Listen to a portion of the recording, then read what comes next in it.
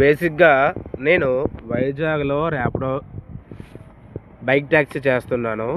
So అయితే వచ్చిన చిక్కేటంటే గత 3 రోజులుగా రైడ్స్ లేవండి.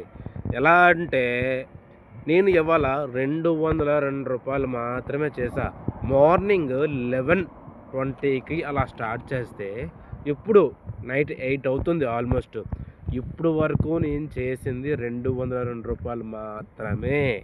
ఎందుకు ఏమిటంటే ముందుగా చెప్పాల్సింది లాంగ్ పికప్స్ నాకు వచ్చేసరికి తక్కువలో తక్కువ పికప్ అనేది 5 కిలోమీటర్లు, ఎక్కువలో ఎక్కువ 14 కిలోమీటర్లు అండి పికప్. సో డ్రాపింగ్ అన్ని కిలోమీటరు 2 కిలోమీటర్లు. సో 2 కిలోమీటరు 3 కిలోమీటరు డ్రాపింగ్ అనేది చేయడానికి ఓకే.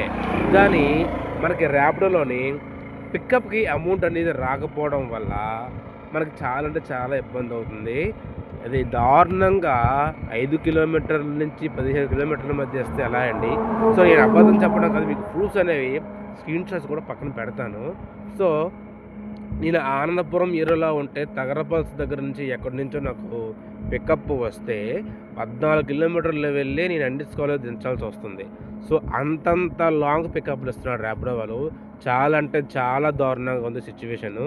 సో మీ పరిస్థితి ఎలా ఉంది వైజాగ్లో? మీరు ర్యాపిడో చేస్తే వైజాగ్లో మీ సిచ్యువేషన్ ఎలా ఉందో ఒక్కసారి